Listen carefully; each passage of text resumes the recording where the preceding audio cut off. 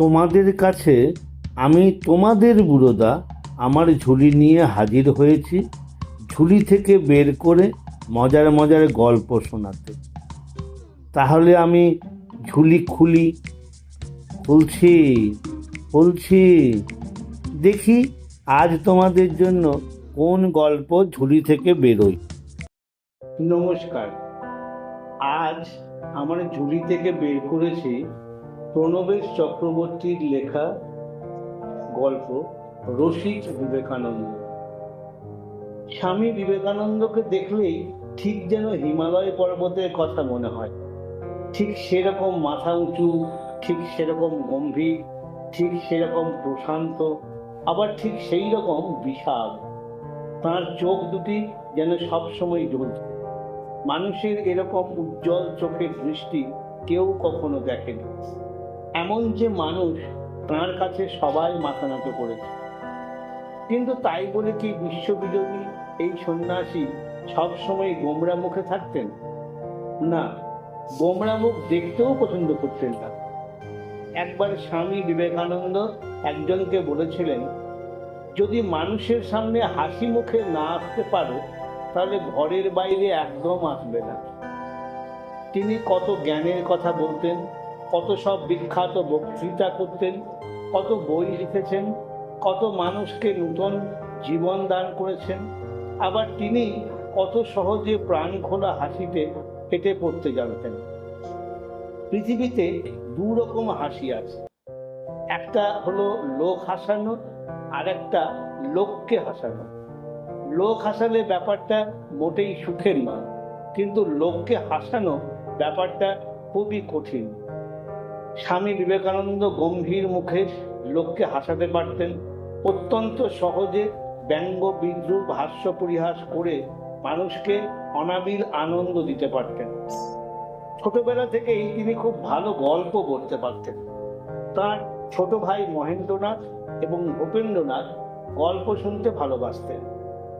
একদিন তিনি ছাগল চুরির গল্প বললেন। গল্পটা হলো, এক গ্রামে একজন সাদাসিধে বুড়ি বাস করত। সেই বুড়ির ছিল একটা নাদুস নদুস ছাগল। বুড়ি ছাগলটাকে খুব ভালোবাসত। ছাগলটাও বুড়ির খুব অনুগত ছিল। ওই গ্রামে একটা লোভী লোক বাস করত। সেই লোকটার নজর পড়ল বুড়ির ওই ছাগলের উপর। সে একদিন ছল চাতুরি করে সেই ছাগলটাকে চুরি করল। তারপর ছাগলটাকে কেটে কুটে জমিয়ে মাংস রেঁধে খেলো।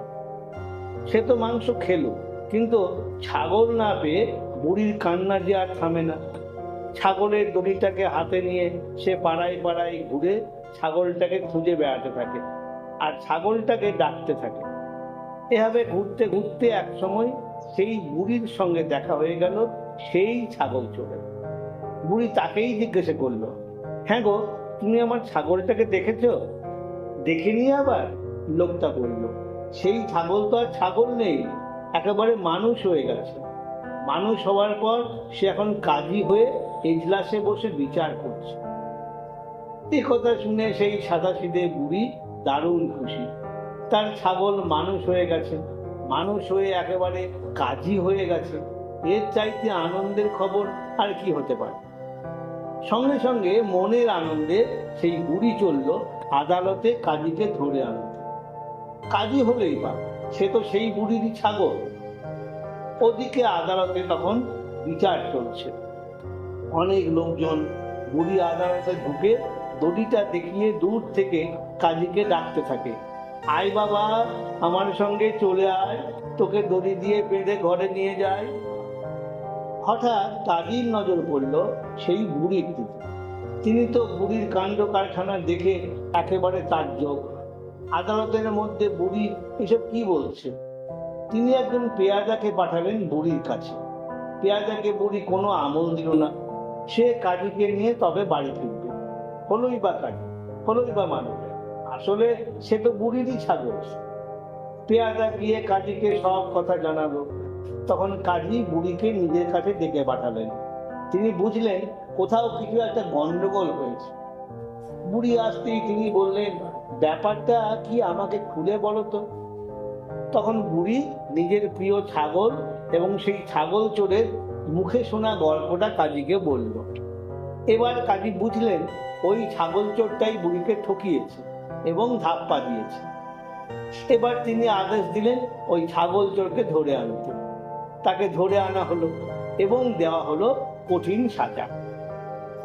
এইরকম কত গল্প বলতেন স্বামী বিবেকানন্দ। যেমন ছোট বয়সে তেমনই সন্ন্যাসী হয়ে তার ছোট ভাই মহেন্দ্রনাথ এরকম অনেক গল্প আমাদের শুনিয়েছেন। তেমনই একটা গল্প হলো মশা আর ব্যাঙকে নিয়ে। শোনো তবে সেই গল্প। একবার এক ব্যাঙের বাড়ি খুব যজ্ঞী। আসলে কথাটা যজ্ঞ, যজ্ঞী মানে উৎসব, কিন্তু তাদের পয়সা গেছে ফুরিয়ে। তখন ব্যাঙ কর্তা তখন মশাদের বাড়ি গিয়ে বললে, আমাদের বাড়ি যজ্ঞী হবে, অনেক লোক খাবে, তোমাদেরও নেমন্তন্ন, তা তোমরা আমায় কিছু কড়ি ধার দাও, কিছুদিন পরে ফেরত দেব।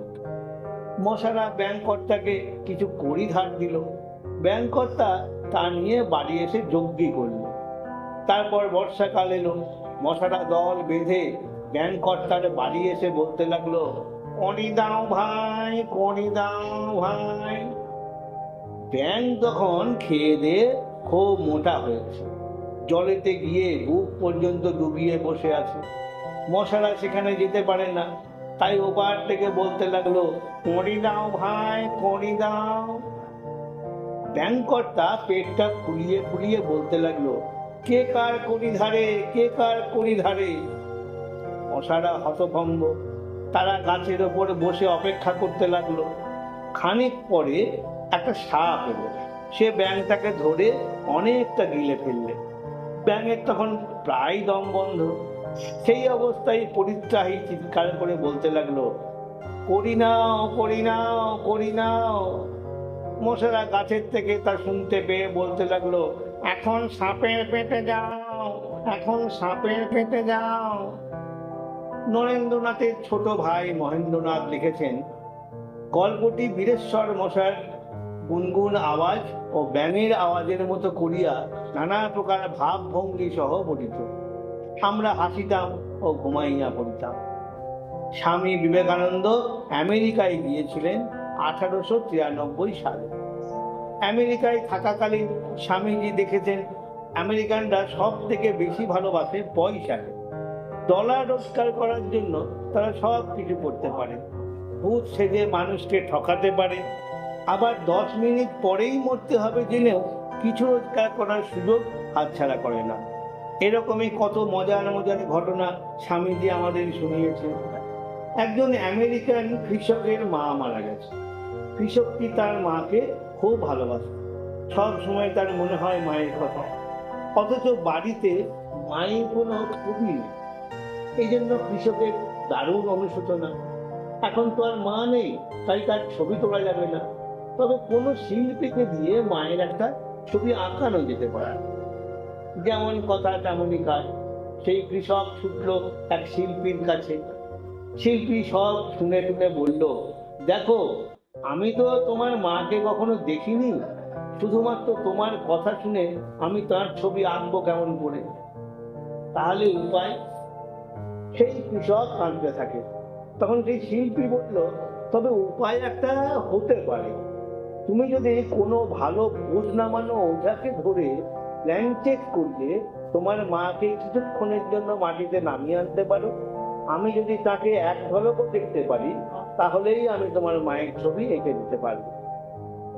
এবার সেই কৃষক ছুটল ভূত নামানো ওঝা বা মিডিয়ামের কাছে। ওঝা তো সব কিছু শুনে বলল, এ আর এমন কি বেশি কথা, তুমি যদি একটু বেশি পরিমাণে ডলার দিতে পারো, তাহলে আমি তোমার মাকে এনে তোমার সামনে হাজির করে দেব। কৃষক তাতেই রাজি। তারপর নির্দিষ্ট দিনে নির্দিষ্ট সময়ে সেই কৃষক এবং সেই শিল্পী হাজির হলো মিডিয়ামের বাড়িতে। একটা আবছা অন্ধকার ঘরে একটা পাতলা পর্দার ওপারে মা এসে দেখা দেয়। কৃষক আর শিল্পী উৎসুক হয়ে সেদিকেই তাকিয়ে আছে। কিছুক্ষণ পরে পর্দার ওপারে মা এসে দেখা দিল। সেদিকে তাকিয়ে থাকতে থাকতে কৃষকের দু চোখে নেমে এলো জলের ধারা। একটু পরেই মা আবার মিলিয়ে গেল, কিন্তু কৃষকের কান্না আর থামছে না। সবাই বলল, ব্যাপার কি, তুমি এমন কাঁদছো কেন? কৃষক বলল, কাঁদবো না? আমার মাকে আমিই চিনতে পারছিলাম না, এত মোটা হয়ে গেছে। আসলে অন্য কোনো মহিলাকে কৃষকের মৃত মা সাজিয়ে ওই কৃষককে ঠকানো হলো। এবার স্বামীজির বলা এক ডলার লোভী ধর্ম প্রচারকের কথা শুনুন। একটা আমেরিকান জাহাজ সমুদ্র দিয়ে যাচ্ছিল। হঠাৎ জাহাজটা কোনো কারণে ডুবতে শুরু করলো। এমন জায়গায় জাহাজটা ডুবতে বসেছে যেখান থেকে কোনোভাবে তীরে যাওয়ার সম্ভাবনা নেই। যাত্রীরা বুঝল এবার সমুদ্রে ডুবে মরতেই হবে, বাঁচার কোনো রাস্তা নেই। সেই জাহাজে এক ধর্ম প্রচারক ছিলেন।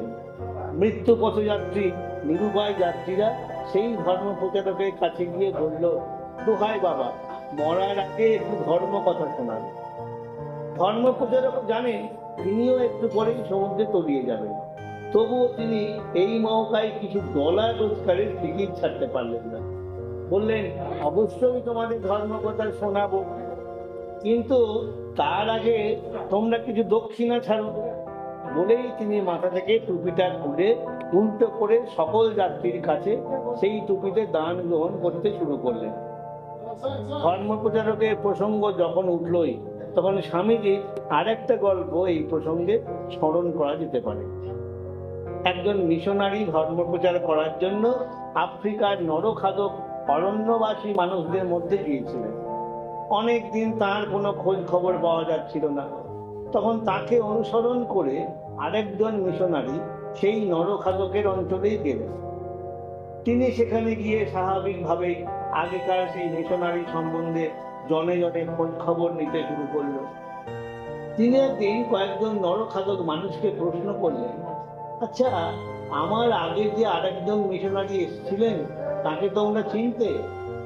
নরখাদকরা এক গাল হেসে জবাব দিল, খুব চিন্তা। এবার নতুন মিশনারি গভীর আগ্রহ নিয়ে প্রশ্ন করলেন, তাকে তোমাদের কেমন লেগেছে? এবার নরখাদকদের জিভ থেকে জল গড়িয়ে পড়ল।